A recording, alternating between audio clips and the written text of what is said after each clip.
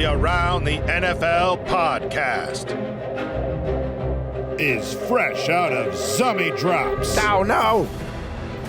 From the Chris Wessling Podcast Studio, it is Around the NFL. I am Dan Hanzus. I have heroes here because there is no offseason for Around the NFL. Or so we've been told. Marc Sessler, Gregg Rosenthal, and yes, because, God damn it, we need it right now, one more person. Colleen Wolfe. Connie's the queen. She is the queen of NFL media. Thank you so much. Great to be here. A lot of competition for Queen of NFL Media, but, well, maybe not. But you are absolutely the queen of Around the NFL and really all areas where you roam. Wow, thank you so much. That's great. I love being, a regal member of society, and this is great. We've asked Patrick Claybon, who has a host of songs too, like if we've encouraged him because he doesn't do this, like to blast these like anthems suggesting how great he is, how handsome, how statuesque, like inside his house, so that his significant other understands the weight of what she's been given in this what life. she scored, yes. Yeah, and so Gonzo, at this point, it's about 11:44 a.m., probably in a bathrobe, wandering around your compound. Like, does he need to be reminded, and would you willingly do that? Or I just have it as my ringtone, so I can just walk around everywhere and let people know. Efficient. Yeah. Greg, how are you, bud? I'm great. Good. Big show. Big show coming up. It is the return of the Around the NFL glossary of terms. Yes. Because this offseason, just because right now, well, OTA's kicked off. So in a lot of ways, football is back. back. In some ways, On Mark. Monday, they started throwing the pigskin around. Yep. The old. In some ways, Mark. In some ways, I will go that far.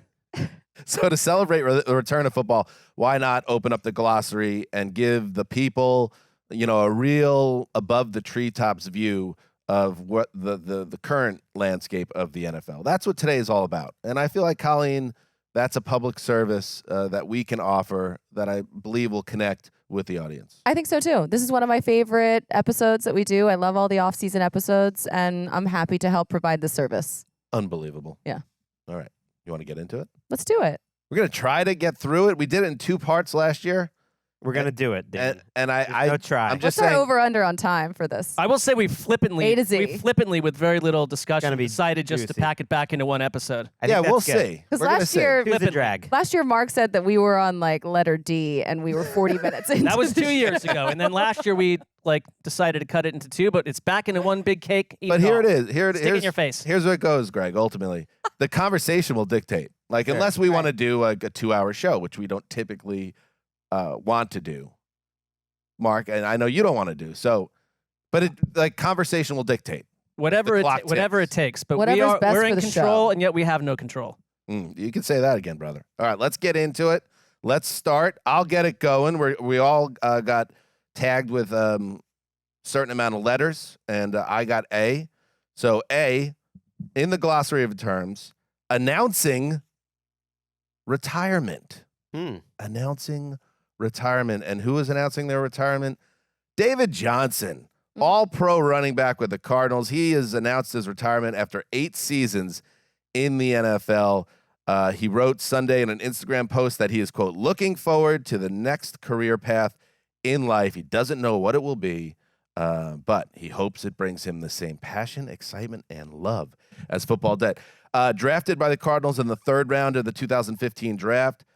He is in and then this will get to my second point, the Around the NFL era, one of my favorite players. When he was at his peak, and his peak wasn't very long, he was a true do-it-all guy. He got first-team All-Pro honors when he was at his peak in 2016. Led the league, Greggy, 373 touches, 2,100 yards from scrimmage, 20 touchdowns, and also, from everything we hear, an A-plus dude, great teammate, and an underdog who turned into a superstar. So part 1 of this is David Johnson retired. An absolutely ridiculous, dominant season, up there with the best seasons we've seen at running back or almost any position since we started doing the show. I remember how much Wes loved David Johnson as a rookie, where he was a big part of that 2015 team that we kind of fell in love with the Cardinals.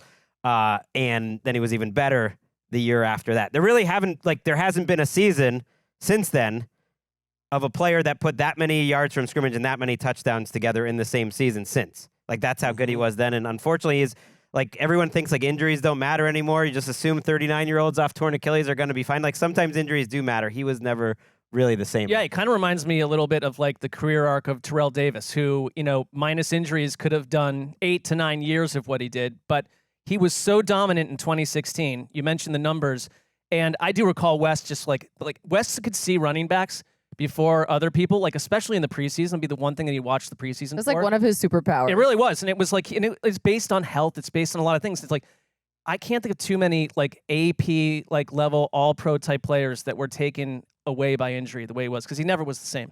I just remember what a big deal it was when he was traded to Houston for DeAndre Hopkins in Arizona. That was like, I feel like I can remember where I was when that trade happened for some reason. And I remember being at the All or Nothing documentary premiere downtown.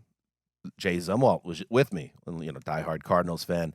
And I'll always remember that moment. He's in the theater with us amongst all the other luminaries of that Cardinals 2015 Cardinals team that was documented on that series. And there's a scene where their running backs coach, Stump Mitchell, tells Johnson that he should be a Hall of Famer once his playing careers are over. So people who knew saw the talent that he had. He fell short of that. Obviously, his body didn't quite cooperate. But my other point I was going to make, I think a fun offseason activity, and I've mentioned it a few times, but I think this is the year we do it.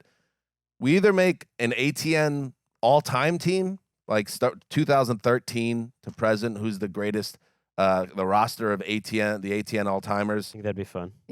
Another idea, because I thought it'd be fun, we could like reference it during the season if we made an ATN 100 or ATN 50, top players in the game right now, where they rank on our list. Either or, something that kind of celebrates, that second idea is more like the current landscape, but I do like looking back, and would David Johnson be in that conversation? Maybe not. It's not a career thing. It's like our group fell in love with a collection of players. Yeah, I like that. Just workshopping some things for the future. That's fun. What we do. The offseason. I like the team. I like the all ATN. All right, ATN all-time team coming up later this summer. Mark? I like that. Start your research. I will now. All right. All right, I'm up. Here we go. B. Colleen. B is for blurred, as in the relationship status between a player and their team. So T. Higgins, who requested a trade, who hasn't signed his tag yet, who skipped voluntary workouts, but said that he'll play for the Bengals this year. You have Trey Hendrickson, who returned to the team after requesting that trade because he wanted the long-term deal. There's plenty of examples of this. Justin Jefferson, another one. I talked to T.J. Hawkinson last week on the schedule release show, and he was saying, because, the JJ McCarthy is there now, there's multiple JJs on the team. So Justin Jefferson will now be known as just Jets, which could be confusing for some, Dan. That feels like doesn't solve the problem. It just creates a new one. Yeah. But hey, I mean, I guess there can only be one JJ per team.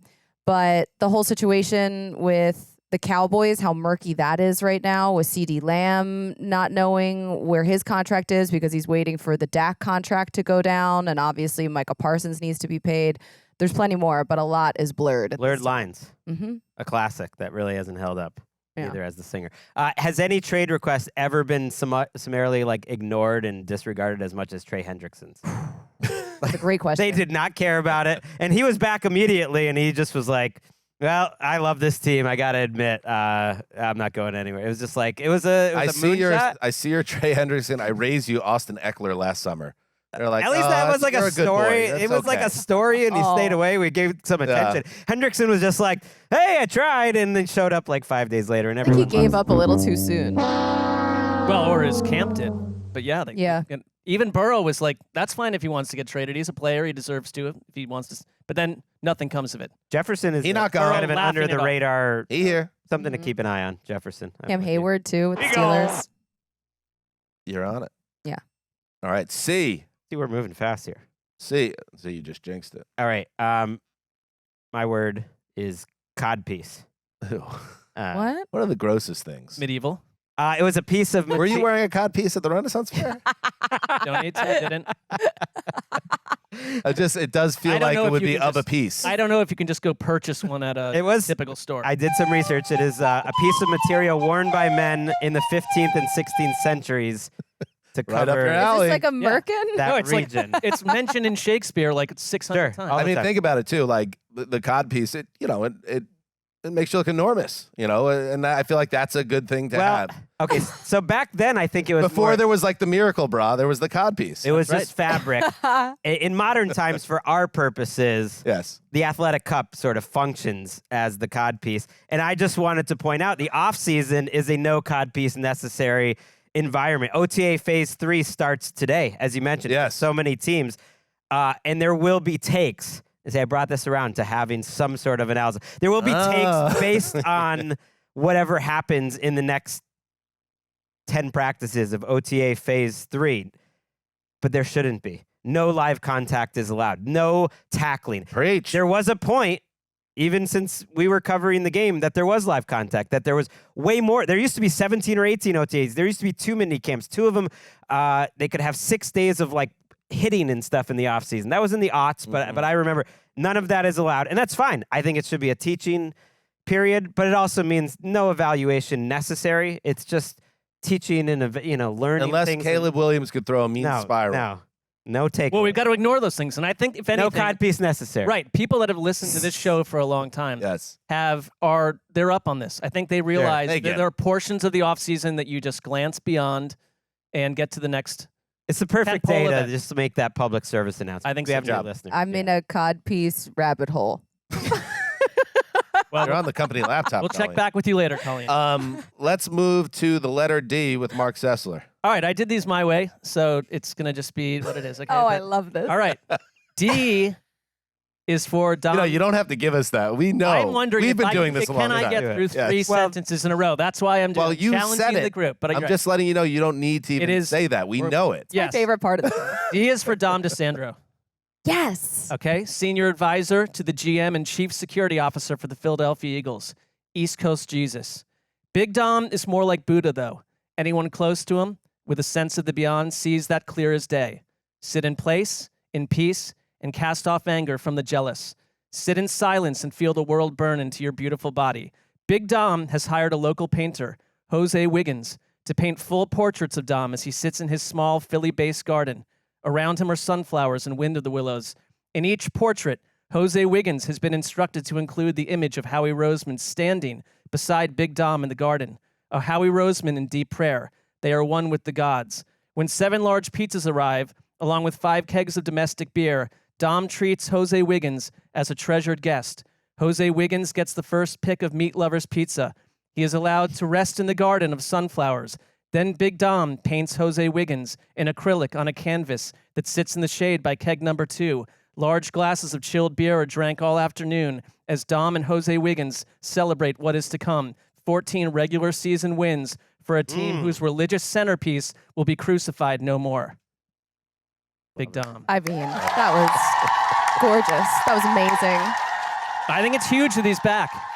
Oh my god. I think it matters more than people Sure. realize inside the building. It's massive. The The security guy on the sideline. I'm trying to get I mean, 14 wins. Here we come. He's more than that. He's the senior advisor to the general manager / chief security officer, entering his 25th Guys getting season. sucked in. He got a big. He's the lifeblood of that team, Dan. So I he know, was. so I've been told. It was funny at the Sixers game. I'm waiting for a response from him They. about East Coast Jesus. From Dom Dom. himself? Oh, you No, got him ooh. in the tech. He All was right. at the Sixers Let's game, track that. and they introduced Dom, Yeah. and they introduced the recent draft picks. They were both watching a Sixers playoff game. Dom got bigger pop. That's the most Dom Philly is a thing folk, ever. folk hero. He is. He forever has been. He fits the town. There's nothing else to say. What else is there to say? I don't think there's a whole lot more to I think it's talk beautiful. about. I think All it's right. beautiful. Great job, Mark. Everything just funnels into the same place. I would like to see some of Wiggins' work too. Like All his right. portfolio, his art portfolio. This is kind of an extension of your Okay. first one. E is for extension drama. Ah. The Jared Goff contract extension in Detroit. It's going to reverberate across the NFL landscape, but perhaps the tremors will be felt most in South Beach. Hmm. This Tua situation is interesting. It's a situation. It's a certified situation. This is Diana Rossini's reporting. Dolphins QB Tua Tagovailoa is in the building for the start of Dolphins OTAs. Per a source, the QB is slated to become the next quarterback to receive a big payday, but the sides are in negotiations. Tua said he was planning on attending the workout, so that's good. You don't want to have that thing where the quarterback is out in the media fighting battles. He is one of the 5 quarterbacks selected in the first 2 rounds of the 2020 NFL Draft, along with Joe Burrow, Justin Herbert, Jordan Love, Jalen Hurts. He's the only one that has not signed a second deal. And then you look at the money, and you see that Burrow and Herbert signed deals worth $275 and $262 million, respectively. Hurts $255 million. Love is kind of in a different bucket, obviously, but he signed that one-year deal worth $13.5 and guaranteed. But that was only 1 season as a starter so far. But total guarantees are big. It's around $200 million. Give or take $20 million for all the guys. And they have to make a decision, obviously, around Tua, whether he is worth that type of investment. I think it's a total flashpoint around the history of the Dolphins. I think it's if they buy in on Tua as their long-term guy, and he has a big run here and becomes a true franchise quarterback, which they're already calling him one, but I don't see it yet. He's going to prove a lot of people wrong. But if you invest heavily in this guy that can only get you to a certain place and give you some stats, and he ends up being an albatross on you, it could set the franchise back quite a ways. So big decision for Miami. I wouldn't do it, but I think they're going to. I think they've made their decision. I think they're probably far enough in negotiations, whatever their offer has been, that he's there, that it sounds like they're making some progress. I do think him and Goff are in a quite similar situation where you can reasonably say the situation around them, the system elevates them. For Goff to get all that money, and Goff's done a great job. His agents have done a great job getting a lot of money. Maybe it sets a little bit of a groundwork here for Tua, and I think they'll end up doing it. Goff's deal was really like a 3 to 4 year deal, depending on how you look at it. The fully guaranteed money was like $115. It was a little less than some of those big time quarterbacks, but you're right. Like, that's a lot of money for a guy that most people, including myself, would not have in like the top 8. I'm with you though. Like, can you be convinced if you're running Miami's front office that if Tyreek Hill went down for 11 weeks and you lost Jalen Waddle or whoever, that Tua is just still the same guy that's going to make it work with whoever's around him? Because like the top quarterback money should go to the realistically 5 or 6 guys that can do that. And there are some tiers.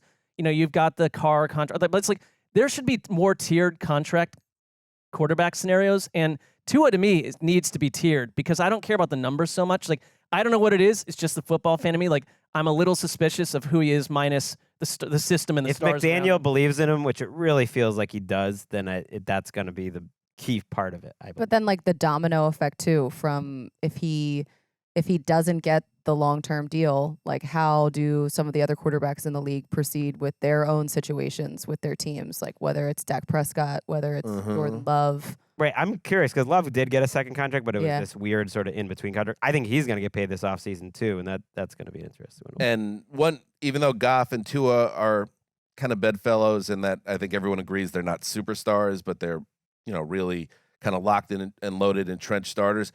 Goff has had pretty incredible durability. Has he missed games in his career? I don't even know. And that factors into, I know Tua got through his first season healthy, but the rest of his career also has been check mark with serious issues, incling not brain last injuries. year though. I mean, just to be fair. No, that's what I said. I mean, he got through this year, but that doesn't mean now that's not an issue anymore. I mean, that means he was healthy for 1 year. Anyway, that's part of the reason why it's a tough decision. Up next, glad I'm not making it. Up next, the letter F with Colleen. Fastidious is the word. It's so fun to say, but as in the detailed approach that certain players will take to their off-season preparation, players like Kirk Cousins, who has weekly notes from every game he's played in as a starter, and he catalogs them in folders and tiny little bins. And his whole situation has been very detailed. He's learning some new things under offensive coordinator Zach Robinson, who was the passing game coordinator and quarterbacks coach for the past 2 years with Sean McVay. who obviously has the ties in Washington, where Kirk was before. So I wonder how many of the concepts are going to be that new to him. But also he's recovering from the Achilles, so he won't be active during OTAs anyway. And there's the Michael Penix Jr. of it all. It's not like he's going to immediately take that job. But if he does pop during these workouts, he'll add some flair, an additional F word for you to the offseason. I love that. Good word. And I do think when you think the word fastidious, I can just imagine Kirk in his office. Very his clean. Notes. In his lab. Getting it all ready. Yeah. Being Oh, prepared. absolutely. Yeah. And although, to be fair to him, he's done a good job adapting. He's always landed with these coaches that kind of coach that sort of system. But he has had a lot of different coaches, and he adapted fairly quickly to Minnesota when he got there. Yeah, I think it's like a huge benefit to roll into a system that at least like you have some understanding of and can be shaped around you versus being thrown into something, because I think that delays you a year depending on who you are. All right, letter F was done just now. Letter G with G. That's right. Triple G. So that makes 4 Gs. That's a quadruple G. Very rare. And I'm adding 1 G to the mix here, and that is Genghis Khan, who at one point, and this is exposing a bit of maybe a flaw in our setup here, that we had this topic before, but this will be a different spin on it. At one point, Genghis Khan was the perfect player comp for David Johnson, who we mentioned announced his retirement. So for this, I'm going to throw to an audio clip from October of 2016, a Week 6 TNF recap of Cardinals 49ers, which Wes and I traditionally tacked to the top, or at least that year, tacked to the top of our preview episode back then. One bit of context before you listen to it, Randy, and start it. Wes and Mark had spent that night watching the game together at an unknown location. Let's hear it. Oh boy. Which brings us back to All or Nothing when Honey Badger's on the sideline saying that's a bigger version of Marshall Faulk. So, And what Marc Sessler would like everyone to know tonight is David Johnson is like Genghis Khan running with the horse, and the wind is blowing the mane, and he is taking the Mongolian steps while the 49ers linebackers are little prairie soldiers hiding behind trees, hoping David Johnson doesn't trample them. and with that, over to you, Dan Hanzus. that was the wrapping up. So, wow. There you go. That's a good one. I wish I could remember what preceded that speech. I do know that Genghis Khan has populated 0.5% of the entire Earth, which is not true of David Johnson, but would be if David Johnson were healthier, perhaps. Now, that night, I believe David Johnson had about 190 yards from scrimmage. There was a stat, because I ended up listening to this recap here, that him and Fitzgerald had combined for 92% of their offense. Yeah, I think he had 194 yards, and he was doing that on the regular. But I do remember that night, Wes came in laughing, and he had written it on his phone in the notes and had showed it to me. So that's why I was even laughing before he said it, because I knew what was coming. Oh, that was your Genghis Khan Prairie analysis. soldiers. That was incredible. That I could, by the inflection in his voice, I'm going to guess, was that recorded at Culver City Studios? Yes, and usually we'd watch the game there, but that day he had gone off with Mark, I think, and watched it and then come back. I would imagine there is a place in Culver City, which I believe still exists, called the Garage, which we've all been to. Yep. That was a TNF hangout. Yes, I had narrowed it down to the Cozy, Joxer's Daily, or the Garage. And Well, one of those. all were options Yeah. where televisions were plentiful. Excellent. Great to hear. Wes, also David Johnson getting amazing pop in the set. Gotta love it. This is the David Johnson episode. All right, let's take a break, and then we will continue on with the glossary of terms. All right, we are back. We are off and rolling here. Let's move to H with Marc Sessler. All right, H is for Holly Hobbie. An innocent children's doll discovered during a modern-day pirates raid at the Gulf of Guinea in March of 2024. Her child owner thrown overboard days ago. She gone. Poor Holly Hobbie is taken from port to port by unhinged pirates. Our little doll friend dreams of escape. She knows in her belly that some pirates are kind. Pirates more aimed at human entertainment than modern-day raids on ships filled with offshoot heroin and stolen crates of Funyuns. She believes the Las Vegas Raiders are kind pirates. Here for our enjoyment, our Sunday thrills. She dreams of Gardner Minshew saving her and saying, as he carries her little cloth body away from a 22-person raid vessel, "You are protected now." Minshew then tells her this: "We are a sneaky, 9-win team that will be made fun of today, but the giggles will cease when autumn becomes a crucible of the damned. Ooh. Holly Hobbie. There she is. Yeah. That's her if you're watching. She needs the a YouTube wash. copy. If you've ever Yeah, she's been through thought, tough should times. we subscribe to the YouTube channel or not, this is the biggest Give her reason. some This is the time. fingers. Give her some fingers in a big spot. That's what I would say. I do feel like Mark is very fascinated with the dolls and child equipment or toys from his childhood. feel I like recall them. I guess that when it pops up during the day job, you'd have to question that, Gregg. You're also sneaky supportive of the Raiders in the offseason, which is very Yeah. anti where you were a year ago at this time. A year ago, I listed like the 13 AFC teams that were better than them and lacerated online. I don't believe that. I think that they're a little bit of a sneaky, under the radar operation that it's not that hard to win. Let me ask you a games question. all. What is it about them that gives you that sense that they're I am more statistically looking at the league in general and thinking that every year there's a team that, like, somehow in their regression candidate the minute the season ends sneaks out 9 wins, but they aren't 9-win worthy, and so it doesn't make a lot of logical sense.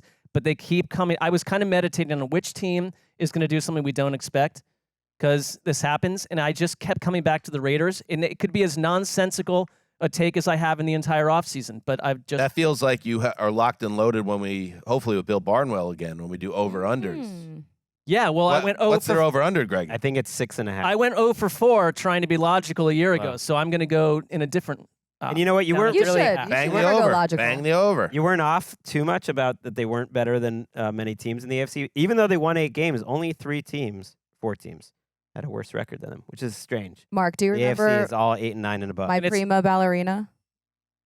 No, but I was talking to someone about Dolly Pops, if you recall. Dolly Pops. Yeah. No, my prima ballerina was like the ultimate. I wanted one so bad. I got it for Christmas, and then all of a sudden, my prima ballerina disappeared, and my parents said that they put it down the basement. Ooh. So I spent, I don't know, as a child, maybe a year and a half searching the basement for my prima ballerina. Why was it put away?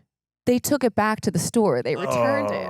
And they just said that it was down in the basement. So maybe one day I'll find it. I don't know. Holly Hobbie kind of brought back some, No, some memories there's for did me. this come up with the, Yeah. you know, the Suzanne. Suzanne? I've moved on from Suzanne. Oh, What?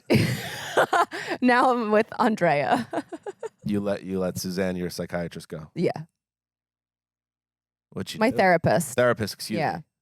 Yeah. Outdated. It seems like emotional to do that. Yeah. Well, I did it in a text. Okay. I needed to move on. How's Andrea doing? No good way. to She's do it. great. Love Andrea. Honestly. Lovely. Wonderful. I'm writing this down. She has a Vespa that she showed up on before our appointment the other day. And I was Oh. like, well, this is it. This is perfect. She does she comes to your abode. No, Oh, she, you like, okay. yeah, I was you met in the early. middle. Yeah. Yeah. Mhm. So good times. All right. Well, Andrea, welcome to the Around the NFL team. Let's move to Key member. I is for indictment of prior regimes. This is and you know, shout out to Nick Shook, who wrote this article on NFL.com, and Gordon and everybody else on the desk that's just hammering out this content in the off season. We've been there. Sometimes it feels like you're combing the desert. Here is a Nick Shook story. Here's the headline: Falcons tight end Kyle Pitts tabs himself, quote, super rookie as he learns new offense. Hit the trope alert, Big Funk, because I hope this becomes one. This idea that you can Trope alert. just wave your entire Trope career alert. and say, I'm starting Trope over, alert. and then Trope alert. say, I'm a super rookie. Trope I love alert. it. It is an indictment, obviously, of everything that the Falcons have done. Here's the exact quote. I would say I'm a super rookie. I'm not a rookie, but we're all in this new offense, new regime, new schedule. We're all in this fresh, which, sure, Okay, it is okay. true. I'm glad you read that. He also said that, we talked about, was he healthy? Has he been healthy? He said that knee injury that ended his 2022 season prematurely lingered throughout 2023 and what was a really rough season for him statistically. I'll add that I don't see anywhere in this story, in this May write-up, any Did he have an additional procedure? Did he do anything to make the knee better now? How do I believe on face value that the knee is now fine, even though it wasn't fine more than a year after the injury that you said you couldn't get over throughout last season? So keep an eye on the health of Kyle Pitts and whether his knee is going to let him be the athlete he was coming out of college. But anyway, the Falcons, the last 3 years never happened. It's super rookie season. The only thing about it is that I can't think of a team that, you were part of this, Dan, and so were others, like more frustrated with how that offense was run 2 years running, but especially last year. Like there's a lot of potential stars. They're not used correctly. Like, could you make the argument that Pitts and the rest of them feel like we're let out of jail at this point? Right. He got 1,000 yards his rookie year, and he had moments his rookie year where he did look like that dude. He has been a big reason why he hasn't lived up to his billing though the last couple of years. It's not just about the people. Like you can even with like a run heavy scheme and Desmond Ridder, like he just isn't moving the same way. He just said it too. Dan mentioned it. Like he just wasn't moving the same way. He wasn't as explosive. He didn't win as many like jump ball type of situations, 50-50 balls. Like Drake London is the perfect reason why I think it's fair to criticize Kyle Pitts. You look at Drake London and you say, that is a dude. Like that guy might already be one of the 10 or 12 best wide receivers in the league. That was I think like a home run pick or a triple pick. Like he is that guy. And you can see that despite the surroundings. And Kyle Pitts, I don't think you can. I wonder if they'll make. He's not that old though. He's like Sam Laporta's age. He's young. He came out so young that I think he's only, he's 23? He's 23 really right young. now. Yeah. Turns 24 in October. So I wonder if they'll make him more of a focal point because it felt like he was just always sort of in Drake London's shadow, which is impossible because he's such a big dude, like physically. But it just feels like all of because I had this later, Dan, so now I have to scramble for a new situation. Scramble drill. But the amount of puff pieces that will be written about the Falcons offense and where they can go from here. It could be a brand new offense with a new head coach and just like a complete renaissance for everyone there, but especially Kyle Pitts.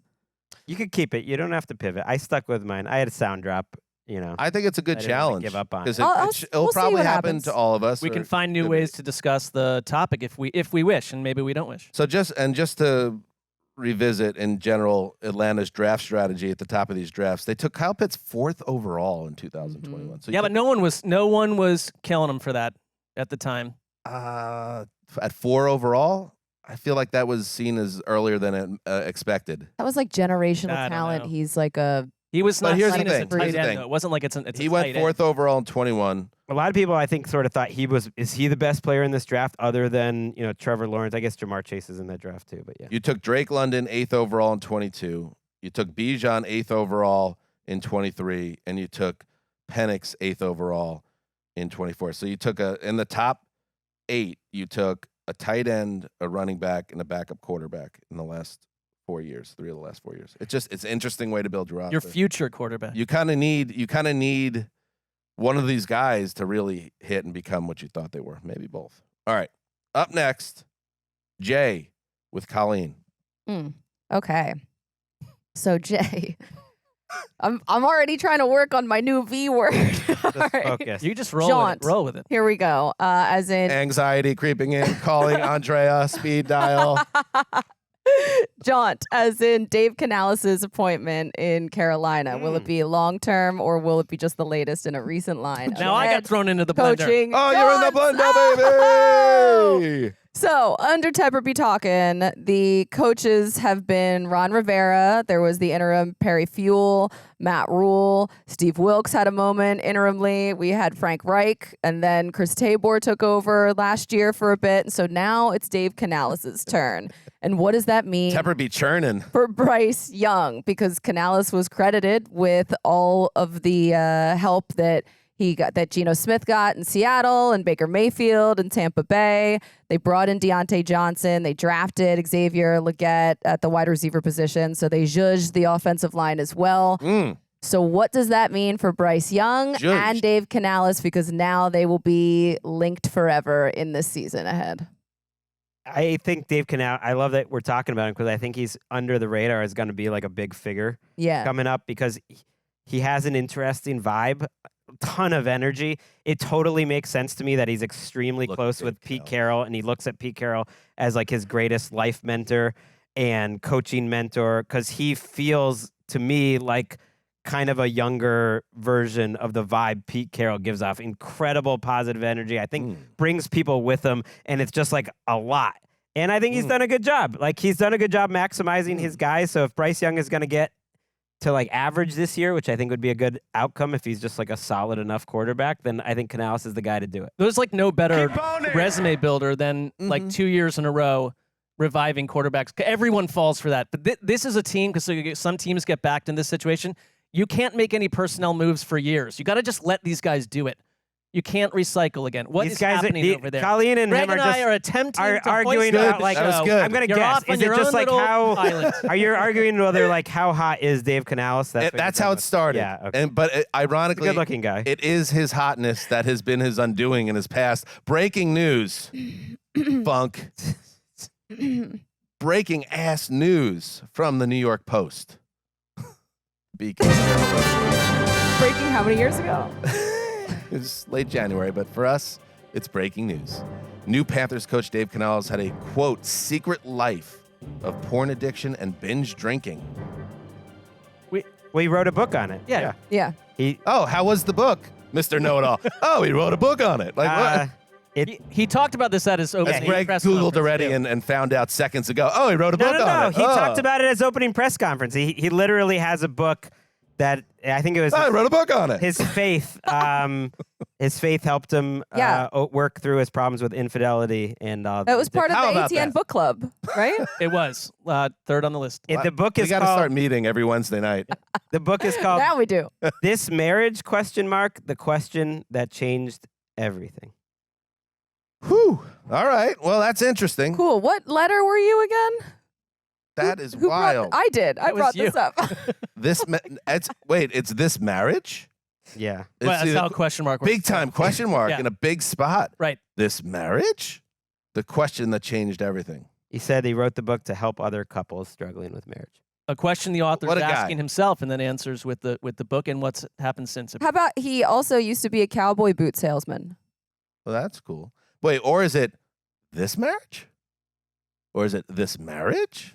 That really matters. Like, or is it like this marriage? Well, I think it's the That reader. one. The reader can decide.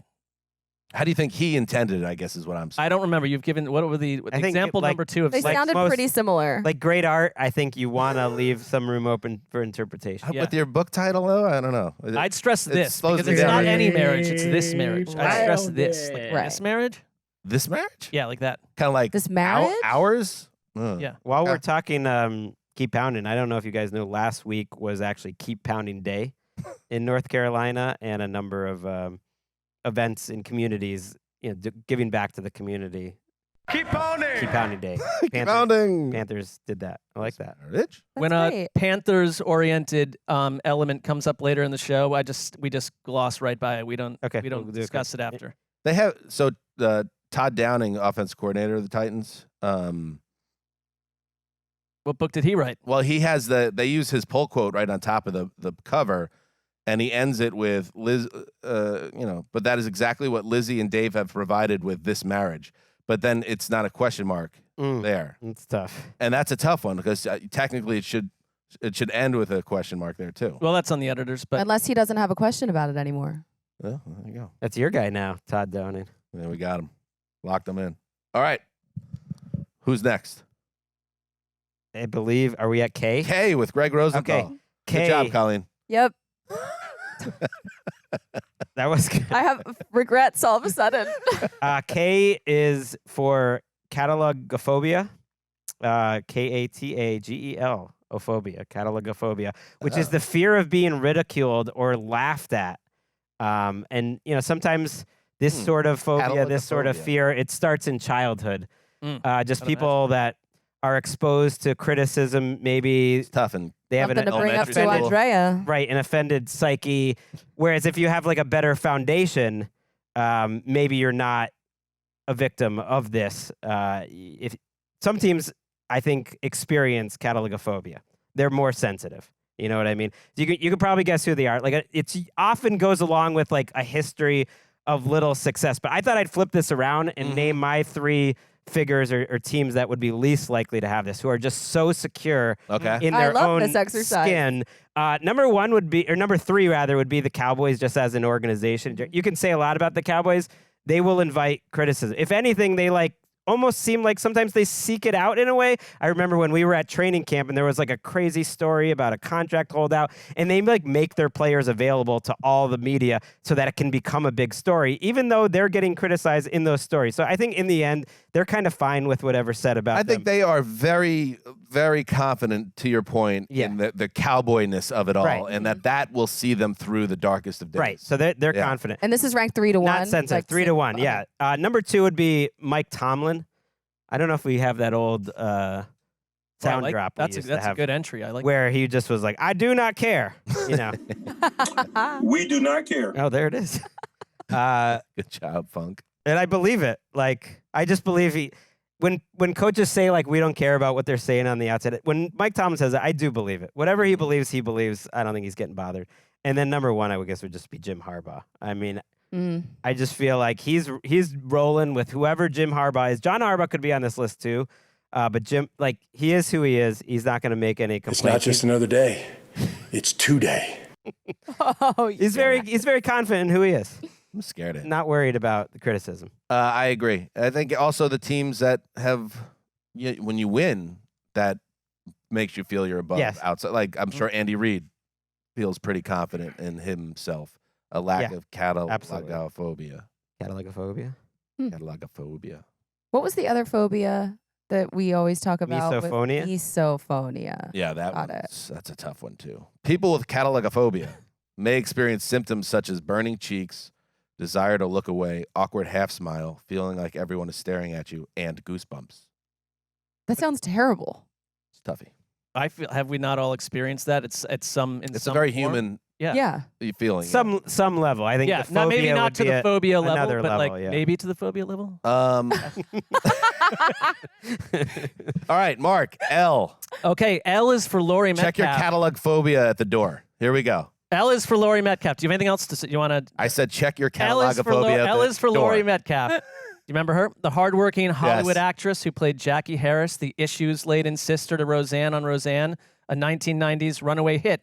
Metcalf also starred as Kevin Costner's loyal aide, female assistant DA Susie Cox in Oliver Stone's 1991 film JFK, before appearing as a landlady in Leaving Las Vegas, a Nick Cage, Meg Ryan hit released on October 27th, 1995, right during the Cowboys' bye week. Dallas was 6-1. There was zero question on our earth, to Gregg's point, about their power. We didn't need hollow speeches or self-loving statements to help us understand their vice grip over the weak, over the strong, over everything in sports. Now we're in the dumb days. Or are we? Has Jerry Jones finally found the special sauce, the dream tonic, a team with a handful of stars and a coach playing for their contracts and NFL lives? How about Laurie Metcalf playing behind-the-scenes heroine Charlotte Jones in the 2026 Hulu-funded drama How About Them Cowboys, Daddy's Home? That would be great. I would watch it. Following up the documentary, but I'd watch. For a team like the Cowboys, you can't get enough. I mean, the Lakers have had docs and they've had series, and they just keep cranking them out. I don't love the title too. I don't get the feeling that the Cowboys are going to be a buzzy pick right now. Isn't that good for once? Maybe, but I don't think there's going to be a reason for it because I think we almost saw the best of this Cowboys nucleus already, and it wasn't good enough. And what I was wondering, because I was like, I wrote us like going on the road of just killing them. I was like, no. What if it's flipped, where it's like he's got them or they've got them into a situation where it's like, it's not that the vice grip is on them, because that never feels the way to some degree, but it's like all of you could be like, I could completely blow up this team and start it over an offseason from now if I wanted to. If I wanted just to completely nuke this thing, because everyone's kind of at the end. So it's like, do these players on this team respond, or to the we don't care about critique or anything? Are they just floating along as they float along all the time? We'll see. Great job by Laurie Metcalf and Lady Bird.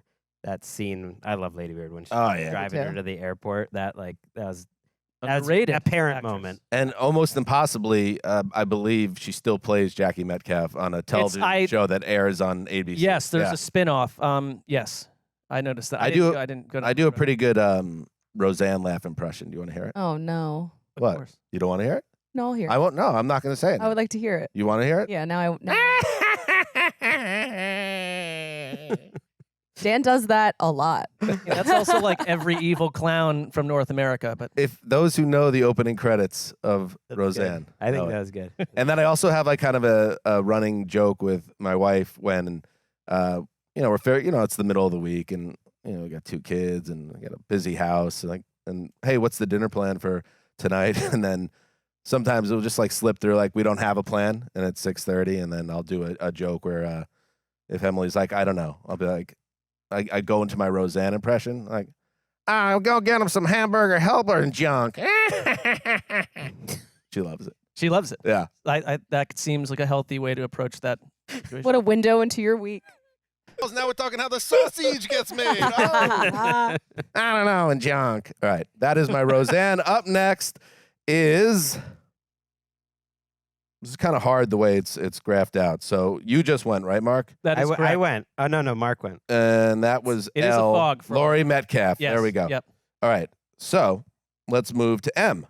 And it will be M for Mr. Raider. Jim Otto, a Pro Football Hall of Fame center. Those who know, he wore double zeros. And he was in the pivot of some of the great Raiders offensive lines and teams ever. He died at the age of 86 over the weekend. He was known as the original Raider. The dominant center of his era. He had a singular goal. Now, here's a quote. This was his mantra that he repeated over and over again. And junk. Never will they kick my butt. That's the quote. That's the quote. Never. And he did a lot of butt kicking, starting in the AFL, through the merger in 70, retired after 74. He started as a center. I'm not talking about whatever happened to Gary Cooper. When men were men. Otto started 210 straight regular season games, 223 including the playoffs, 12-time Pro Bowler. There was talk that he should be the face of the Raider on the logo with the eye patch. He said, but with a broken nose. Whatever happened to Gary Cooper, he played center for the Oakland Raiders. Started his career with 11 straight All-Pro teams, and only one of those was a second team. Started out, I can't imagine there are many players in the history of the NFL that started their career with 6 straight first-team All-Pros. Wow. As a rookie. Then he had a second team for 1 year. I don't know who beat him out in 66. And then he racks up another 4. That's on the short list of like all-time greats. When you go to like Pro Football Reference and you can see like, Kyle Pitts, like he started 9 games and like when you go to Otto's page, like you said, it's just 14s head to toe. He never missed. Right. It's a different era, but also to say that he was the face of the Raiders, because I'll never forget when I covered that final Raiders game, I did a separate piece talking to like 8 or 9 like dudes from that era, and a lot of them mentioned him. And there was a lot of competition to be the face of that Raiders team, from the coaching world to the players to some of the legends. And he was that dude. And so, there's not a lot like him. I like that he talked about the hardest hit that he ever received at a game was from Ray Nitschke, and that he broke his face mask, and that's what broke his nose and said it the way that it was. Mm-hmm. Broke my cheekbone, my zygomatic arch bone. That's not good. Detached my retina in my left eye. I was blind for 6 months in my left eye. It was really bad. What? It all swelled up and I couldn't see. But I kept playing. I never went out of the game. With a detached retina? But Kyle Pitts' knee is sore, guys. Oh. That is unbelievable. Anyway, a true warrior of the game passes away. Jim Otto at the age of 86. Let's take a break, and we will continue onward. All right, we are back. We are moving on. Colleen, you are in the pivot now. Okay. With the letter N. N is for nascent, as in Detroit's reconstructed secondary in its nascent phase. Ooh. They needed a rebirth Connie. after only Washington allowed more passing yards per game last season. They used their first 2 draft picks on corners, traded up for Terrion Arnold, got Ennis Rakestraw at 61, and then they traded their third rounder to the Bucs for Carlton Davis. So all 3 of those draft picks are potential week 1 starters in their secondary. They looked at what their biggest issue was last year, and they couldn't have addressed it any faster, any more aggressively. They tried to do it a year ago, to be fair. There was actually a little bit of hey, they've improved their secondary a year ago at this time, and those guys are no longer on the team. But having Brian Branch to begin with, hitting on that draft pick and then adding, you would think Arnold feels like a pro-ready type of guy, and Carlton Davis has already shown he's a good starter. I mean, I think a team like the Lions too, where it's don't have any blips on the radar, and you kind of don't have too many weaknesses. They've done a lot in 2 or 3 off seasons, but you keep Aaron Glenn, the defensive coordinator.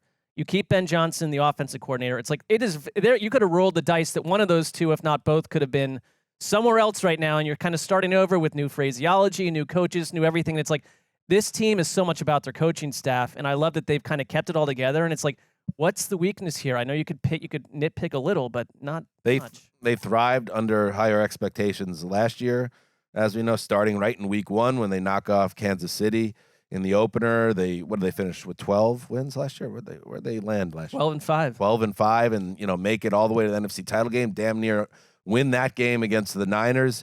So I can't sit here and then say, well, how will they handle expectations this year? I think they'll be fine. However, now it's a bird of a different color.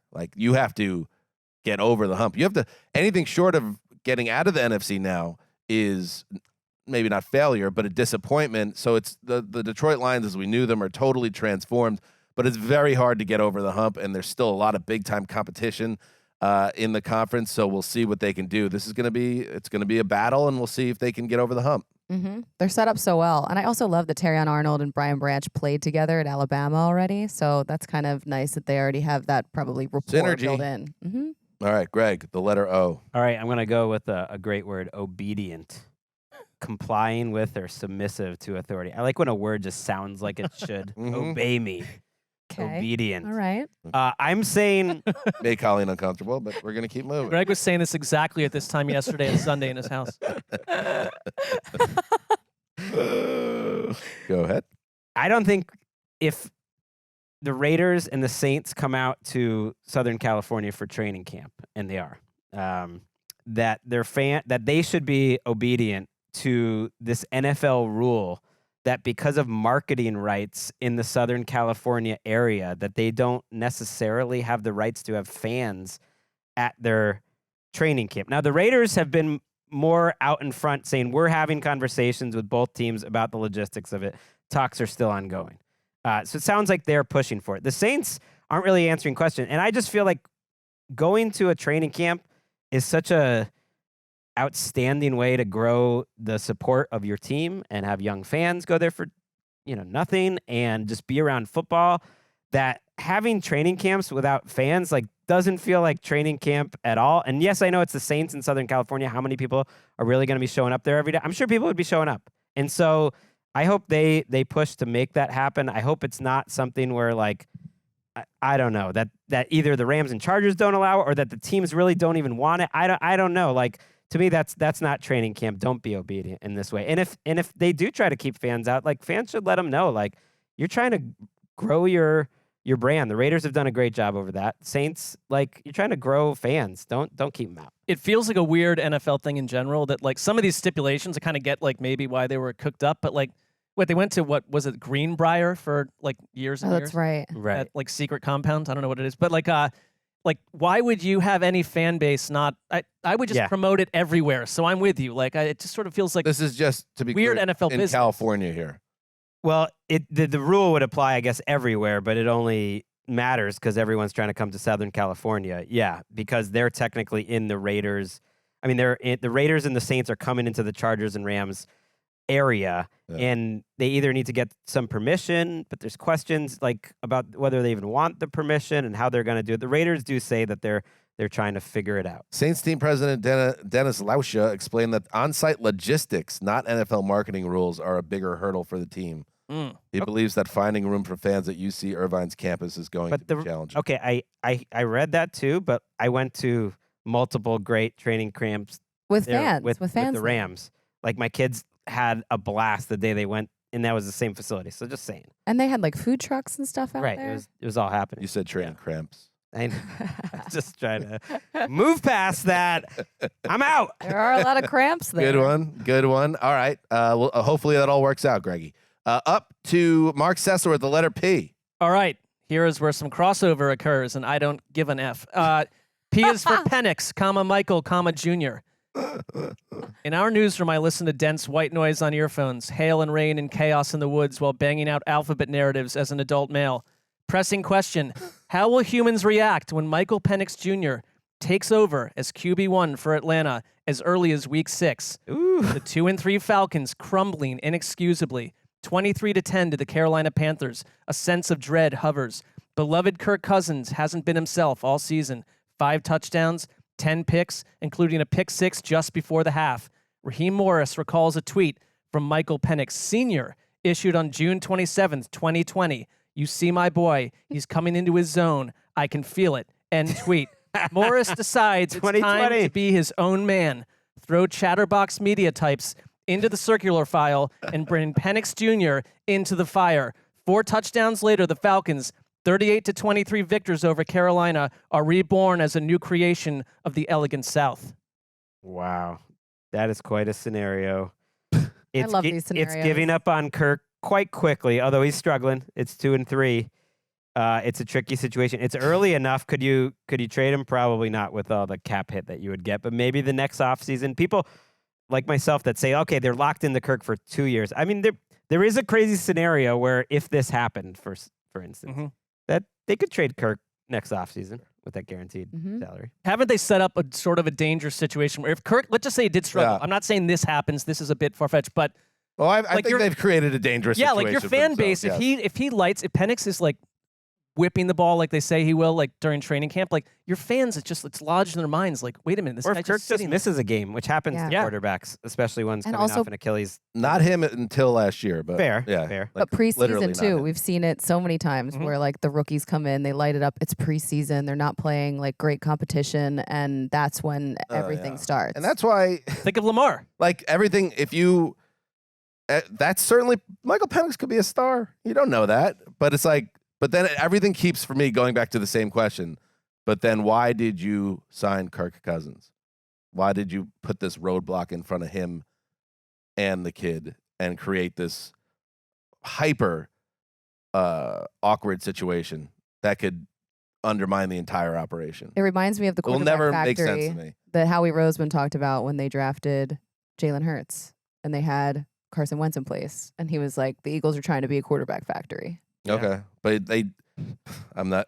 I know. It was a different situation then. This was a totally unique situation we haven't really seen before, and we'll see. I would imagine Cousins plays 1 year and they trade him, right? I think if he plays well, he plays 2 years. Kirk had his first press conference in front of the Atlanta media, handled it all well. I thought really embraced Penix, but the one key moment where I was like, oh, that was kind of the real answer was, when they asked about like, well, if you had known they were going to draft Penix, and he was just like, well, I don't deal in hypotheticals. Right. It's like, okay. You definitely because he was trying to be real, at least a little real in that moment. Yeah. It was an all-time rug pull on a player too, to give him that contract, promise him the world, this is your team now, and then without any notice, draft the replacement before he ever played a game. It's unreal. It's crazy. We're going to see how it all plays out. Tell me more about this white noise, Mark. I don't need to use it anymore, but back when our newsroom, I did this morning just because there was people shouting like something or other. So, but like when our newsroom was crazy, it's like, oh, like everyone's just chatting and like, eating sandwiches and throwing food around. It's like, oh, but breaking news just happened and you have to write 3 graphs in 4 minutes. Like I was like, F the surrounding noise because it does bother me more than some. And so I found, because I also had a baby or 2 babies at the time, like a lot of white noise happening in the house. Like this sounds helpful to a baby to sleep. Like I can write with this where I can hear nothing but intense like nature sounds that were consistent. It's the only way that I can concentrate on anything. Like, yeah, I think it's. But I use brown noise. That's like a different frequency, and it's much better. I use it for sleeping. Music is a nice. Music, I'm too distracted by the lyrics and everything else. Like I just need nothing almost. It brings you to a place of nothingness. So the old newsroom, there was not only food being eaten, but being thrown around. I don't know. Everyone's like, everyone know. But you know how it was. It was like a cartoon pizzeria. You were like the one person writing the story, and it seemed like everyone else is just giggling and dancing and running around and like shouting. Especially in the Damashek era. Right. And then you had the Tuesday sandwich tosses. You had that happened. The Thursday sandwich tosses. Yeah, the Friday pizza toss. I would cover my ears like sometimes because I could not concentrate. We are the same, Mark. I mean, I cranked out the story though. I got the story. You sure did. You got it done. What's the other alternative? Take a walk. There it is. It's this nice. is Mark's mind. It's great. If you really turn it up, like in your ear, like it removes all of. I could picture you writing a Rex Grossman 300-worder right now. It's really nice. It's peaceful, but if you just like turn the dial like 7%, it's like the start of a horror movie. Yeah. Yeah. Or you hear it, you see Mark focusing, and then you look down and you see the headphones aren't actually plugged into anything. All right, Q. Q, right? Is that right? Who has Q? Q, me. Q is for question, Colin. Nailed it. Oh. Will you watch the latest version of Hard Knocks? I will. Yep, company woman. Absolutely. I haven't watched all the NFL offerings with Hard Knocks, and I didn't even watch the first in-season one for long.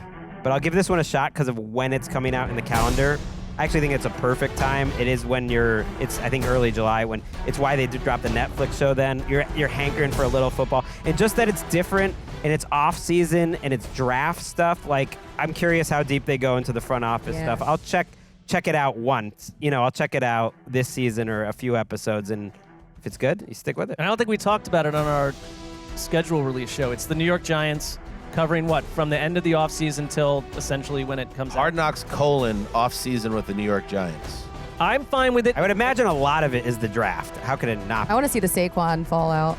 Right. I guess I do, but I also, my one thing is, because I think the one thing about Hard Knocks, even though Hard Knocks is like what happened in the past week, like the training camp one, you're tied to those storylines and you find out new stuff. I want to, if it's going to be an hour about why the Giants signed Brian Burns, okay, I want to really learn about how front offices work. That's all. I mean, the news itself is from 4 to 5 months ago, and we've been talking about the Giants at that point for 4 to 5 months. So you got the challenges, make that fresh. And I mean, they must think they can do that. And there's a reason why those that know the Hard Knocks history, and Connie, we've done the podcast the last 2 summers. If you know the history, and the history is rich. The Giants have never done the show, and the Giants are one of those Tiffany franchises that distance themselves from things that are, quote, distractions. This is something they can control. So it's this is an in-house operation where they could work on the edit of it. Part of what makes the original and still greatest iteration of it, the training camp version, sure. And why I wish they would just honestly focus on the Hard Knocks and less about being a brand and just that show, because I think that show is special, is you can't, as a team, totally control it.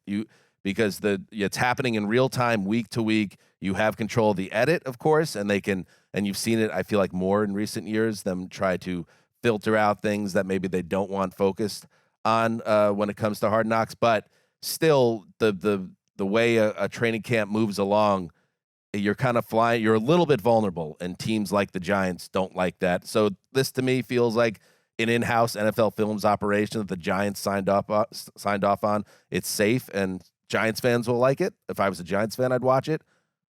And if you're not a Giants fan, maybe you will.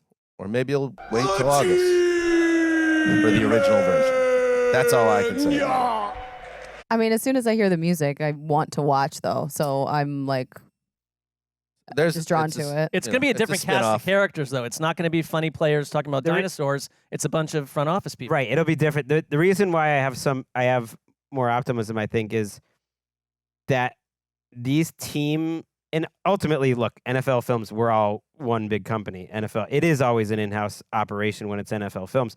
These team videos that they make of behind the scenes for the draft, which is even more explicitly they're not going to put anything that puts the team in a bad light, have been pretty informative, and a lot of times does have stuff I'm interested in, and those are created by the team. Now those are quicker, and this is a longer format certainly, but I think that's why. And I am interested in them when they have good team inside ones that are made by the team. Often it's pretty good. I like Hard Knocks a little dangerous. Yeah, that's like fair. when we're at the Browns Hard Knocks and you see the head coach and offensive coordinator battling for the control of the team in front of the cameras. Love that. There's nothing And like it when it's to the that. Browns' credit, like they're like, you know what? We agreed to do this. This is what's happening. This is going out there. Like, the more you take away from that world, I like the idea of like, oh, I want to see how are they going to handle this? Like, how are they going to spin it or not spin it and just show us the unvarnished truth of the situation?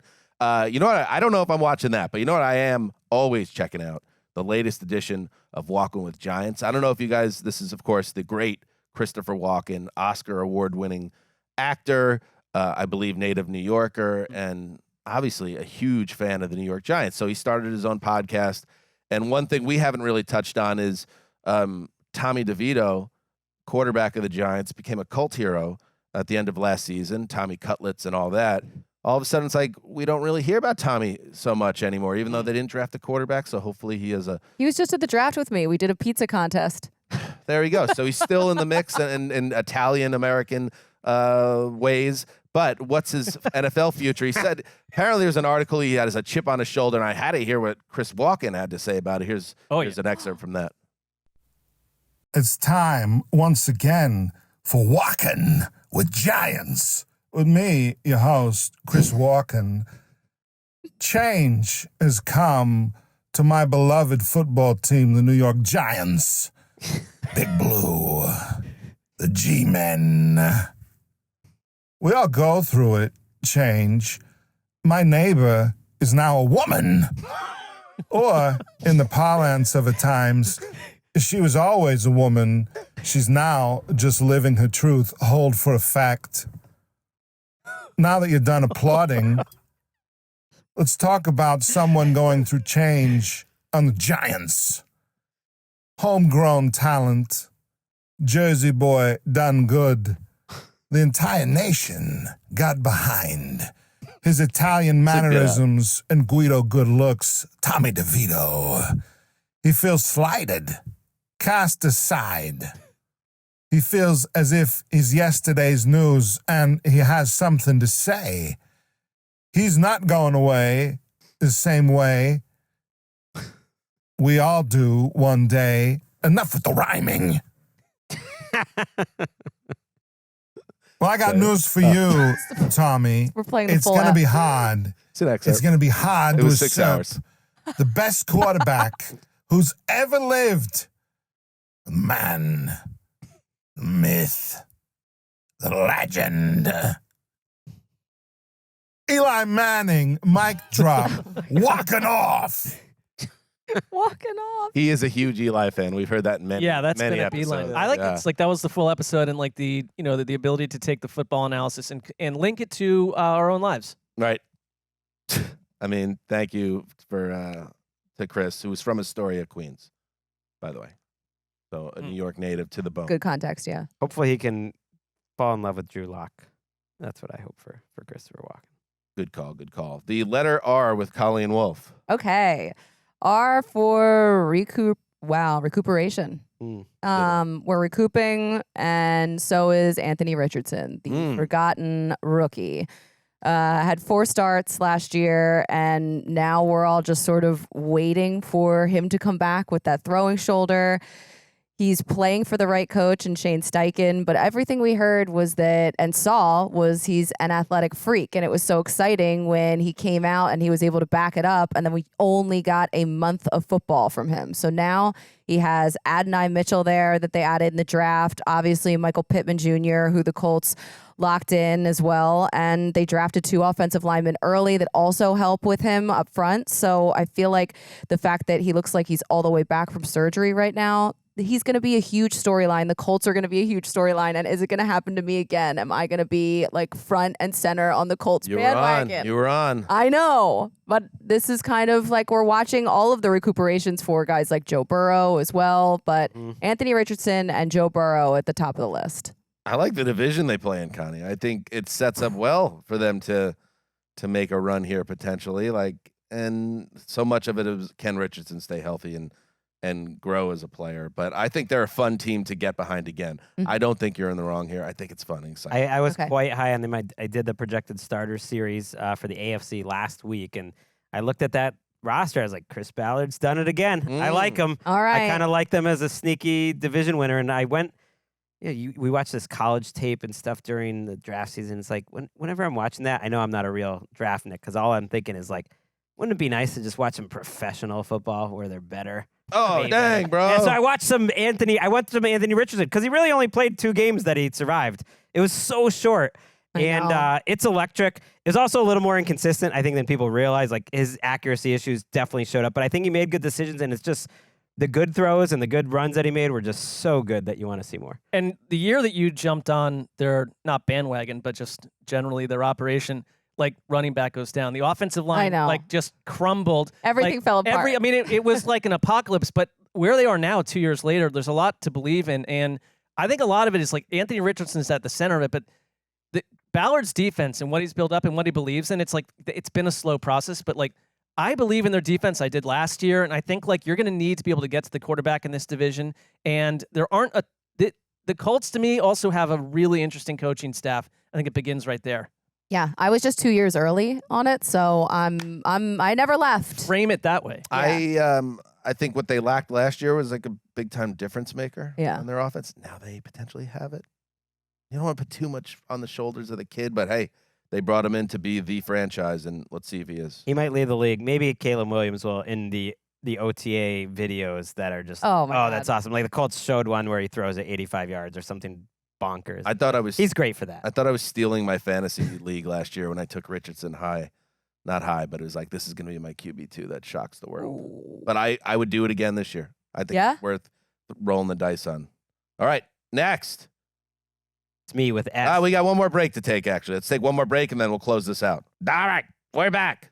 Greggy, take us, baby. Take us where we need to go. The letter S is for superchargers, which will make more sense when we play the following clip from the 2015 season.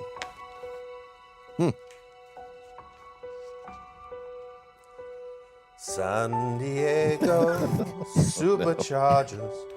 San Diego Superchargers. Oh my God, I remember this. Falsetto. That just felt, I mean, it was important. I mean, to be attached to an earphone when you sing that is a rugged way to go out. What a tribute by you. You got Wes in the show twice, Greggy. Good work. Yeah, I may or may not have just heard that while looking for the other clip and thought, that would be fun to just play on the show. Oh, the San Diego Chargers. Oh, look, I just did that with myself. For you, Mark. It was all for you, Mark. The context for that was we thought it was the Chargers' last game in San Diego. It actually wasn't. They ended. Remember that we thought it was they were gone, and then they ended up coming. That was the one more year, but that was why you sang the safety laying on the field after the game. Was it that game? Yes. Good. So that was 2015. That's right. Let's see if the falsetto still holds all these years later. Superchargers. You've got it. Superchargers. Yeah, well, I was younger. I was only 35 then. Yeah. You can't hold the notes forever. Great job by Big Funk just having that like ready, the cut up version. You're doing just great. Going too. Hey, let's give it up for Big Funk, who's listen. Let's hear your music, Funk. Yeah. It's quiet around here right now, and there's not a lot of staff. To say the least. And this is my favorite theme song, is Big Funk's. And yet, one man can do it all. Big Funk on the ones and twos. Eric Roberts having a baby. Maybe Funk will too. Woo! You got an SO right now, Funk? Yeah. Been dating for 7 years. Whoa. Yeah. Crazy, right? 7? That's You're crazy. like legally married, I believe, or What you're is- partnered. That's we are California. technically domestic partners. And I you- think they just took away that law. The common Big law. He got Funk. grandfathered in, though. Yeah. Clock's ticking, she's expecting. I Big figured. ring. It doesn't help that Eric's my neighbor too. So. I was going to say, do you No ever way. double date? Yeah. We have a few times. Because Eric got engaged married, and now child. Yeah. It's crazy. Okay. It all happened at once. Funk feeling the heat. Well, we can't assume that his significant other wants a baby. We can't 7 assume years that, is a lot of time. Yeah, we're kind of the same mind where it's like we want to be able to afford one before we have one or open that discussion. But it doesn't help that Eric's wife will be walking around and like lately the conversation has been like, oh, she looks so pretty. She's so beautiful, you know? Oh, that's a sign. And I'm like, I'm watching TV. I'm like, oh, that's crazy.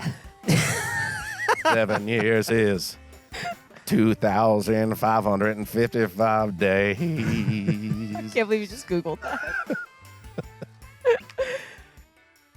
All right. Good job, though, Funk, behind the glass. Thank you. That was his girlfriend pulling him out of the studio to go down to the city courthouse. All right, let's see. Where else? What do we got left? Where are we? Mark, T. T.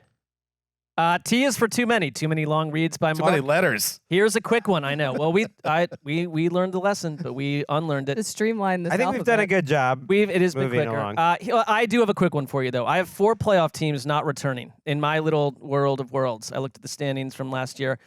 Pittsburgh, Cleveland, Miami, and the Rams. If I'm wrong, replace one of the teams with someone else because my sports lock of the week is that 4 new playoff teams will emerge as they have every year since Hillary Clinton first discovered the magic of a pantsuit. Go. Okay. It was Pittsburgh, Miami, who? Pittsburgh, Cleveland, Miami, the Rams. Okay. I think the Rams stay in. So Stunner.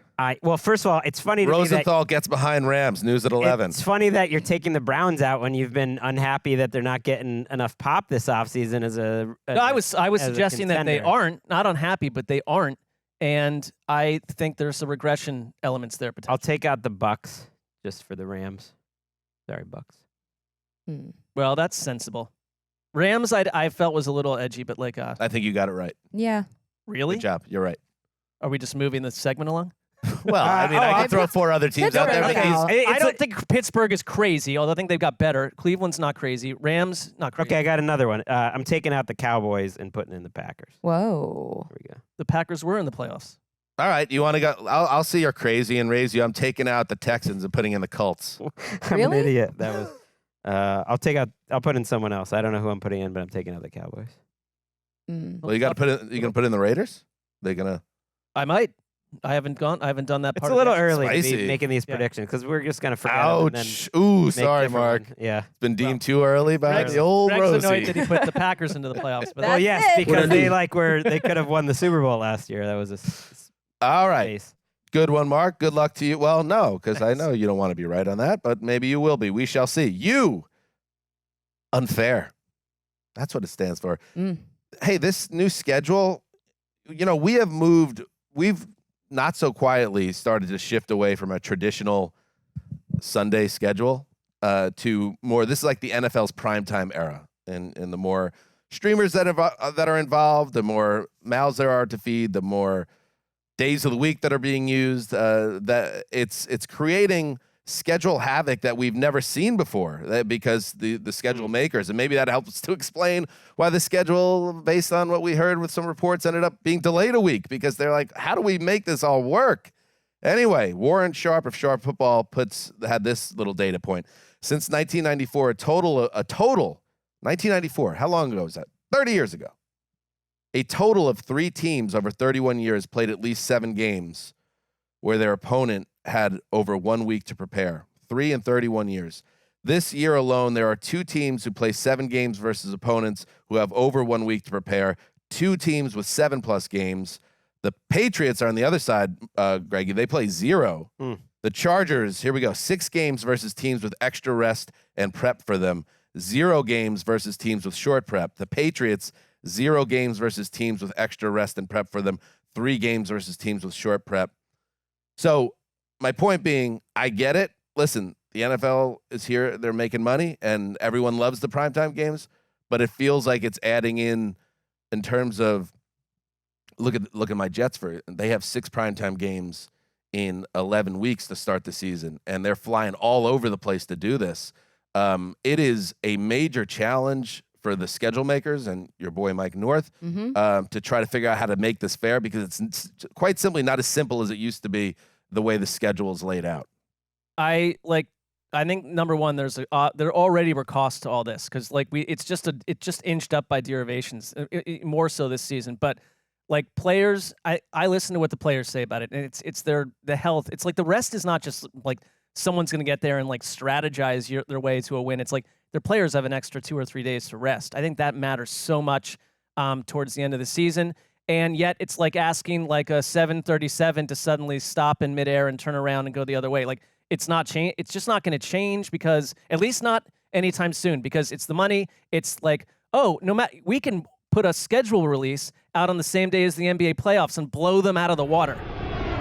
So it's like, why stop? And like, I don't think there is a lack of care for certain like people involved, namely the players and the coaches and their lives. But there's also no way that they're going to be able to make this completely fair for every single team with all of the different iterations. Like they try. They have to give up something to get something. Right. Yeah. So to give up some of the competitive balance, quite frankly, you're getting millions upon millions of dollars in primetime victories. It kind of it reminded me as you were discussing it. It's a good point to raise of the NBA, because in the NBA there's so many what they call schedule losses, where one team's on a back-to-back on the road, third night in 4 games, and the other one's been resting for like 3 days and just waiting for it. And like you being an NBA fan, you almost have to have this context of like where your schedule is and where the other one is, and like, oh, that's a fine lot. Like some losses aren't real losses because it's just like you were in such a tough spot you can't overcome it. You hope that all evens out over the course of an NBA season. In this case, there's so few games. I don't know if it evens out. We need a little more research on like how much does this affect these teams and on their records versus the rest. Right, the NBA also and it's an issue because fans pay top dollar to go to the games, and then LeBron's not playing. Right, it's a rest day, and it's like. You could do that because it's a 82 game season or whatever in the NFL. Like every game, even now that we're at 17, it's so precious, these games. So it's something. All right, V, Connie. Okay. Football is completely different than basketball. That's good. That's a nice final point to put on it, Mark. Good work, Colleen. All right. So you grabbed my Kyle Pitts one earlier, so I had to pivot off of voluminous, and we're going with vicissitudes instead. Oh, look at you. And the many vicissitudes that former Jets quarterbacks have made. And in this exercise, it will be watching 2 in particular. So a competition in Minnesota between Sam Darnold and J.J. McCarthy. And then the competition between Jarrett Stidham and Zach Wilson and Bo Nix in Denver. Now, that one isn't exactly a heated one, but still. These quarterbacks have been through a lot on their journey, not always the best situations, but they've dealt with some adversity, and now we'll see if they're able to weather the storm and come out on top. Vicissitude, a change of circumstances or fortune, typically one that is unwelcome or unpleasant. You just rewrote that during the show. Yeah. Ow! I mean, and the very impressive. The changing topic sort of has, a good example of a vicissitude of my topic here, I believe, because it's sort of related. I do have a Viking. What, for W? Yeah, for W. Do you want to just combine them? Yeah. I love that. So my W is wonton, which is it's a versatile word. It can mean a lot of things. I'm not talking about the soup, right? The dumpling. It can mean like with wanton disregard, like you're just totally wanton.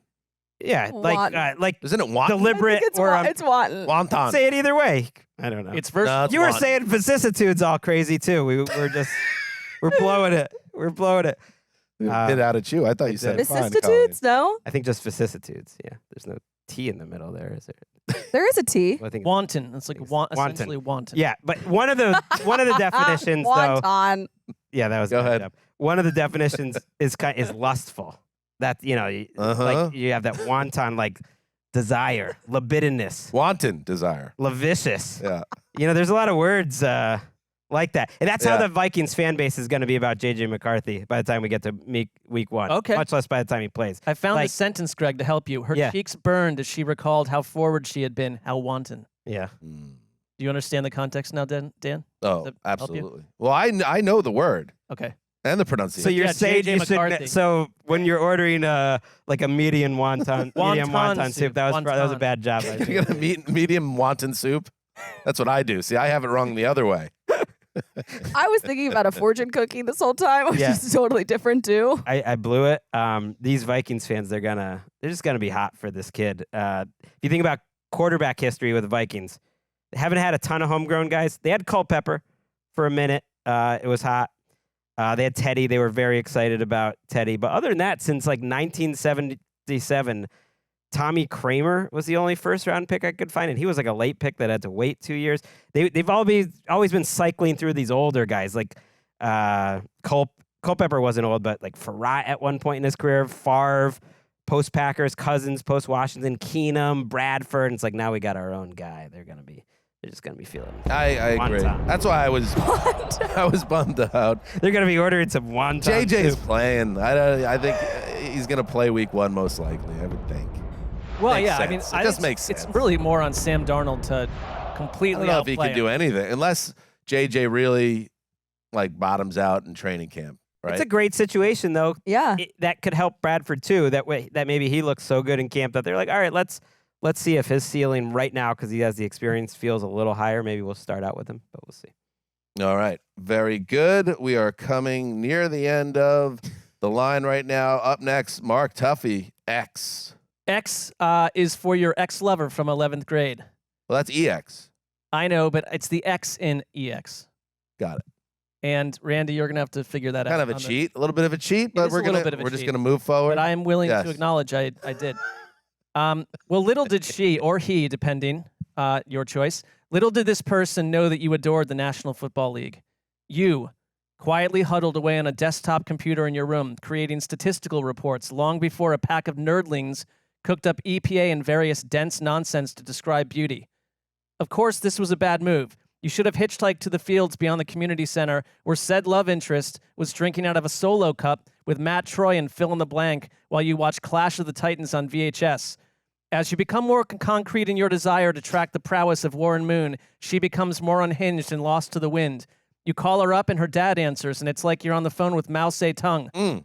Do you think today she or he, depending on who you are, understands, and we're cycling back, that Bryce Young will unanimously win Comeback Player of the Year while Dave Canales nabs Coach of the Year for a Panthers team that carves out 9 wins? Tepper be tingling. Ooh! Great end. And we've already discussed the topic, so we don't necessarily need to. One topic that Dan and I especially like to hit on repeatedly is Mark's strategy with these crazy predictions. This is even for him is zig and zag in a show where it's not really about predictions. For him to sort of drop in 5 predictions that no one will ever remember unless one of them hits, and then he'll bring it up. That is so smart. That's like when you've done things 10,000 times, you've gained that professional knowledge. I respect it. Well, good luck to you on that one. Spamming? Yeah, that you're spamming like I am out there providing predictions. Because by August, these will not be your predictions. No, he'll go the other way. Well, life changes. What if Bryce Young were kidnapped? But if they're 7-4 in November, there's a lot of narrative. Clip. There's a lot of We'll narrative behind that. In that case, and to be clear, then you're talking about the 1981 version of Clash of the Titans, not the 2010. No, remake. VHS. Neither of which old school. No, it's like the first thing that I saw on VHS back in the day. When I was in middle school, I lost to a girl in wrestling. Ew. I was just trying to think the whole time who my boyfriend was in 11th grade. Can anyone remember 11th grade? Your boyfriend? Of course. Can you remember who I dated in 11th grade? Was he the one that was holding I up that know car who and I drove away? Junior year, you can't remember? High school? I don't really remember my childhood. Wow. Toughy. You're going to have to talk to Andrea about that. I feel like I'm really high. On live. All right, let's go to letter Y. Is that you, Dan? It is you, Dan. It is. Oh, Y for, this is from the movie John Wick, or maybe the sequel. Y is for, you leave me no choice but to declare you excommunicado. Yeah. Yeah, we can't have Harrison Butker in the kicker club anymore. He's got to go. He's got to go. We're gonna We're going to slide him out of the club. That's all. He's excommunicado. I don't think anyone's fighting you on that. Well, you'd be surprised, but we're going to move him out. He's going to have to do a penance. He's on the outside of the velvet ropes moving forward. It's a great honor, and it's a privilege. And it's up to you more than anyone who gets in and around. You're the bouncer. Mm-hmm. Right, and it brings me note because he's a tremendous kicker, but get him out. It makes me think of the old Peyton Manning soundbite from the Pro Bowl all those years ago. About Mike Vanderjack. The old Mike Vanderjack line. Reminds me of that one. He gone. Yeah. Which takes us to letter Z. Z. Close it out, Connie. Z is for zeal, as in how Brock Purdy is approaching this offseason. He finally has a full offseason as the starter. His rookie season, it was Trey Lance that was there. He was just learning the playbook. When OTAs began in year 2, he was still recovering from the UCL. And now here they are, fresh off of a Super Bowl loss, but Super Bowl appearance. And now he gets the full offseason healthy to get everything in line for this year. And So they did zeal. not trade Brandon Ayuk. They did not move on from Deebo Samuel. Like Brock Purdy has bulked up. I think it's like for a lot of these quarterbacks, like you need a couple off seasons to figure out exactly. And he already was kind of thick, like in general, but like he is bulked up. And like I like any quarterback 3 years running in Shanahan's offense. And I do like if he's going to be my avatar, as an NFL quarterback, that he's bulking up. That we're not just these little children. Bulking season. Give Isn't Brady a little that a credit. trope that quarterback X beefs up for biggest year ever? I mean, unless you're Lamar Jackson. I mean, yeah, like I think the losing weight. It was a trope for him though 2 years ago. It just didn't work out. Yeah, he just decided to bring it back. He's also coming off, probably his worst 3-game stretch of the season happened to be the playoffs. I think he played well enough in the conference championship and title game, but in the conference championship and the Super Bowl, but I think he wants to play at a higher level than he did. And if this is who he is, which is good, that wouldn't be surprising either. I mean, he was a Mr. Irrelevant for a reason. It's not like we should expect him to now keep developing into the next Tom Brady.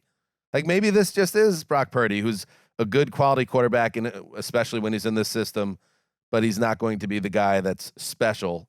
And is that enough for these Niners to finally get over the hump? I have some optimism that he can continue to improve because I think if he was drafted in the second round or the first round and like Tua had put up the 2 seasons that he just put up, like we would look at a guy entering his 3rd year who improved a lot from year 1 to year 2, which is easy to forget. Like he was a lot better last year overall, and that he continues keeping it going, and he's in the best situation maybe in the entire NFL. I would like if he hit the ground like running the way he did. Like I think it can improve because like to do that quickly like tells me that like we don't know what else he can do. And I think it's only because of the draft stock and the situation that we're kind of like punching holes or looking for something that might be fool's gold. And it's like we are. In fairness, it's also his play, which there have been. It hasn't always been incredible. There have been moments where it's like, okay, is this the guy? Is this truly the guy they hope he can be? I don't think he's been flawless. I don't think he was flawless. Not flawless, last year. but it's also like I could point to like 10 first-round picks that have had streaks. No, he's already a hit. I mean, he's a huge hit for them. Regardless, I don't know. I'm not even arguing anything other than this idea that he has to continue to get better and better. That maybe he is like Jared Goff level good, and if he is that enough? It's funny how different we would look at him if like the protection was better on that 3rd and 4 play where Chris Jones just got in fresh and. The more I've watched that, it's like that's really not on Purdy in any way. It just was a tough spot that like if he hits that throw, then he just and granted the drive is mostly about McCaffrey anyway, so it's always tough to pull out. But either way, he would have come up with a touchdown, winning drive potentially that narrative in the Super Bowl. completely changes. Yeah. I think you were pointing out that he had a terrible game on Christmas against the Ravens. Lit up a terrible Washington team at the end of the regular season, and then. In the playoffs, the 3 games that were, 3 games of sub 90 passer rating. Packers game was bad. Like they should have lost that game, and then that would have been a different narrative that people would have been blaming him. Right. So he didn't light it up in January and into February. But listen, huge hit for them. That this guy kind of saved their butts in so many ways when they whiffed so badly on Trey Lance, and let's see if he can build on it. We did it. Oh He's my in the best God. shape of his life. You know what? We're only doing 2 shows a week. We're going to give him a nice meaty sandwich that they can throw Where's Gregg around the going with office. this? They'll be tossing it around. All right, any final thought? Colleen, you've That said it all. visualization I have. is unnecessary. The food fights in the No, the newsroom? meaty sandwich. What most people hear that and they like get hungry. Yeah, You get I'm starving. disgusted. It's the way that I am you hungry say too. it. Right. It's unrewarding. You didn't like the inflection of it. Yeah. Okay, I I understand. didn't that. dislike it. I just think it takes you to a certain place. I asked Colleen if she had anything else to add. She said yes. So now the floor goes to Colleen Wolfe. Do you guys want to get a sandwich after this? Yeah. Absolutely. Okay, great. Would love to. Mark? Mark has something he has to do. We'll see. I already know Mark's answer. This sounds like if Colleen has never asked us in show, hey, do you want to get a sandwich afterwards? I'm starving. Yeah. I'm so hungry. Same. Think about Colleen. This could be an important conversation. I'm considering it right now. At the moment. Bunk, hit it. That seems like it's going in the right direction. We're up to, Does. I'm considering. How do I say it? Vicissitudes? Is that not right? Vicissitudes. Wonton. Vicissitudes. Vicissitudes? Heed the call.